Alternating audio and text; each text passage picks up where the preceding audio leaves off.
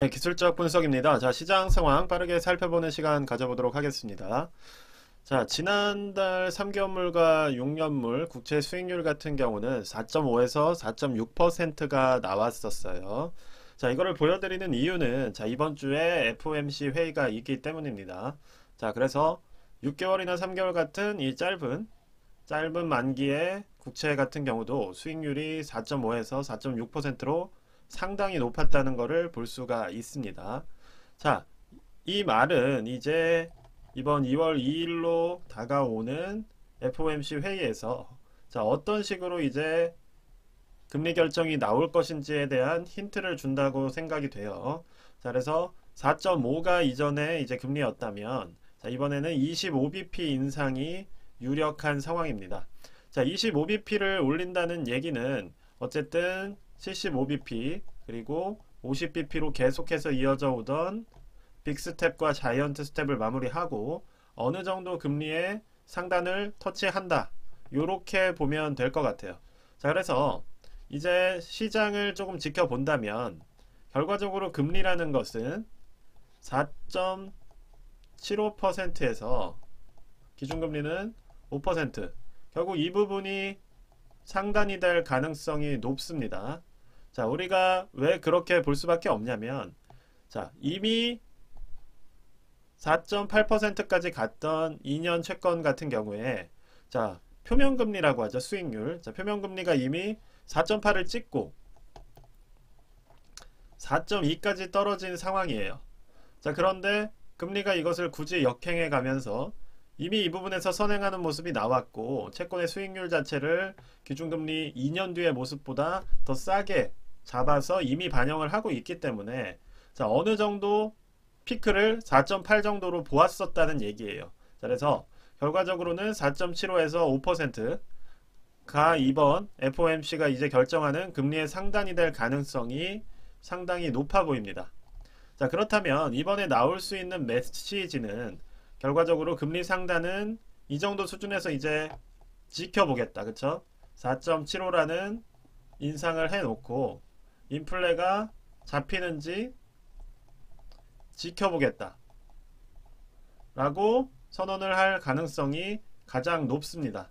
자, 결과적으로는 높은 수준의 금리를 유지하면서 인플레를 지켜보겠다. 라는 수준에서 메시지가 나올 확률이 높고 그 말은 시장이 어디에 집중을 할 것인지를 보아야 한다는 거예요.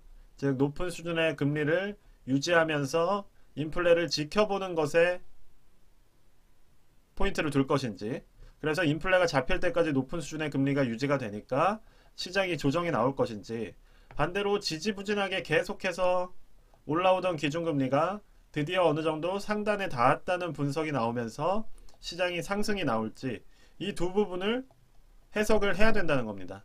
제가 볼 때는 하락으로 갈 만한 에너지보다는 사실 이제 어느 정도 금리 인상이 마지막에 다가왔다는 이야기 때문에 올라가는 쪽으로 반응할 확률이 더 높아 보여요. 자, 그래서 지금 영상에서 말씀을 드리는 것은 우리가 냉정하게 단순히 막연한 두려움으로 FOMC 회의나 금리 인상을 이제는 접근할 것이 아니라 이번에 발표하는 것이 어떤 의미를 가지고 있는지를 인지를 하고서 그 어조에 대해서 시장이 어떻게 반응할 것인지에 대해 미리 좀 생각을 해보는 기회를 가지는 게 좋다는 거예요. 자, 그래서 표면금리가 이미 2년물이나 1년물 같은 경우, 즉 중장기 채권들 같은 경우는 이미 피크아웃을 했다. 이게 중요한 겁니다. 자, 10년물 같은 경우도 이미 4.3까지 찍고 피크아웃을 한 상황이죠. 그렇죠? 자, 그래서 중장기 채권 수익률, 표면금리들은 이미 기준금리보다 낮습니다. 그쵸? 표면금리가 이제 기준금리보다 낮기 때문에 이제 표면금리를 따라서 기준금리도 어느 정도 이동을 할 시간차를 가지고 이렇게 이동을 할 모습으로 가게 될 거라는 거예요. 지금 그래서 FOMC가 이번에 발표하는 기준금리가 이러한 피크아웃이 될 가능성이 높고 자, 인플레의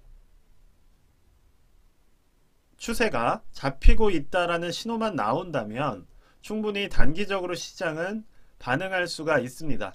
자, 그렇지만 우리가 이제 고려를 해야 되는 것은 보통은 이제 장단기 금리 역전이 상당히 오랜 기간 그리고 길게 이미 나왔던 상황이에요. 자, 이 말은 경기 침체를 예고한다라고 말씀을 많은 전문가들이 한 적이 있습니다.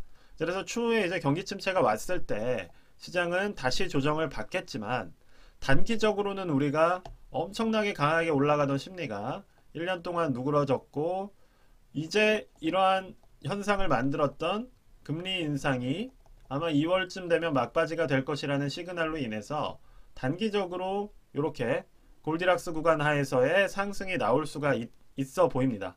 자, 그 다음에는 다시 빠지거나 아니면 이렇게 지지부진한 모습이 나올 수 있겠지만 그 상황 하에서 우리가 기회를 잡을 수 있어야 된다는 거예요. 자, 그리고 이제 조금 이전과는 다른 점이 하나 있다는 점을 말씀을 드리고 싶어요. 자, 그것이 어떤 것이냐면, 자, 이전의 경기 침체들이 항상 크게 문제를 만들거나 어려움을 만들었던 이유는 뭐냐면 바로 공급이 과잉됐기 때문이에요. 자, 어떻게 된다? 이런 버블이 생기면서, 자, 주식으로 말씀을 드릴게요. 자, 이러한 버블이 생기면서 어떤 문제가 생겼느냐? 바로 공급이 과잉된다는 거예요. 생산이 너무 많은 겁니다. 생산은 이만큼 해놨는데 수요는 요만큼. 이런 상황이 조성이 되면서 결과적으로 시장이 무너져 내리거나 기업의 실적이 무너져 내리면서 이러한 생산 재고들을 처리를 하지 못하고 수익성이 악화되는 이러한 모습들이 이전 시장에서 과거에는 많이 발생을 했었다면, 자, 이번에는 아주 특이한 케이스인 거예요. 바로 코로나로 인해서 그리고 물류로 인해서 공급의 어려움을 겪었습니다. 자, 공급에 상당한 어려움을 겪었었는데 바로 뭐 해운도 어려웠고, 그쵸? 해운도 부족했고, 뭐 코로나로 인해서 생산도 멈췄었고, 그리고 우크라이나 전쟁까지 생기면서 에너지 부분이나 여러 부분에서 생산이나 공급이 어려워진 상황이었어요. 자, 그런데 이제 코로나가 풀리면서 수요 자체는 상당히 증가를 했단 말입니다. 그래서 오히려 이전과는 다르게 공급이 과잉된 것이 아니라 수요가 오히려 연준의 돈풀기나 뭐 정부의 지원 등으로 인해서 크게 증가를 했고, 반대로 공급은 그거를 따라가지 못했어요. 특히 이제 미중 무역 갈등 등도 영향을 줬었죠. 그래서 지금은 어떻게 본다면 금리 이러한 문제로 인해서 인플레이션이 상당히 많이 발생을 했던 상황이고, 이제 공급이 어느 정도 회복을 하는 모습을 보인다면, 이미 회복을 하고 있지만, 그렇죠? 회복을 하는 모습을 보여준다면 수요가 이미 워낙 너무 컸기 때문에 공급이 커지고 수요가 커진 과정에서 어떻게 보면 균형이 맞을 수가 있는 그러한 구간이 생길 수가 있다는 거예요. 즉 이전처럼 재고가 남아 돌아서 기업들이 너무나 괴로워하는 그러한 상황과는 지금 모습이 조금 다르다는 겁니다. 자, 그렇다면 공급 과잉과 비슷하게 실적을 미리 땡겼던 업종들을 우리는 이제 조심을 해야 된다는 거예요. 자, 이 말씀이 상당히 중요한 겁니다. 자, 우리가 기존에 좋아했던 비대면, 뭐 혹은 이전 코로나 시대에서도 공급에 영향이 없었던, 뭐 예를 들어서 뭐 넷플릭스, 이게 떨어진다는 얘기가 아니에요. 이런 식의 어떠한 넷상, 네트워크를 통한 그러한 플랫폼 기업들은 사실은 오히려 큰 성장을 이뤘었죠. 카카오, 네이버, 우리나라도 역시.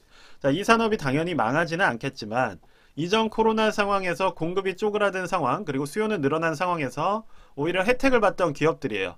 자, 그렇다면 이러한 기업들의 실적은 오히려 이후 이제 금리가 피벗을 하고 난 뒤에는 오히려 조금씩 줄어들 수가 있고, 반대로 총공급 부분에서 크게 타격을 받았던 종목들이 오히려 수요가 증가하면서 혜택을 볼 수가 있다는 겁니다.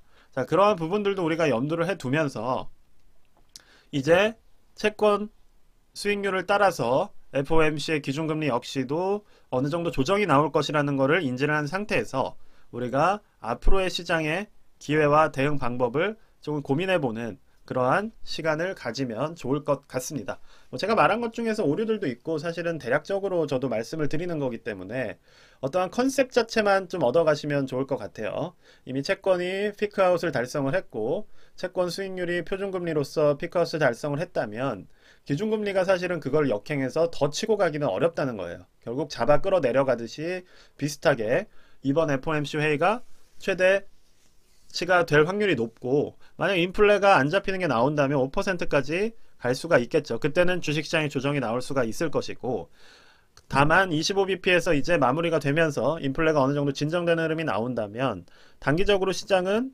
뜨겁지도 않고 춥지도 않은 골디락스 구간에서 상당히 어느 정도 단기적인 시세를 분출할 수 있다. 그리고 그 과정에서는 우리가 이전 코로나의 공급 부족, 즉 공급 과잉으로 인한 어떠한 기업의 위기가 오는 것은 이전 시대의 침체와 비교해서는 확률이 낮기 때문에 그러한 부분에 있어서 또 개별주들의 기회가 생길 수가 있다. 이렇게 정리를 드릴 수가 있을 것 같습니다. 네, 그래서 오늘 영상 여기까지만 말씀드리도록 하겠고요. 영상이 도움이 되셨으면 구독과 좋아요 부탁드립니다. 감사합니다.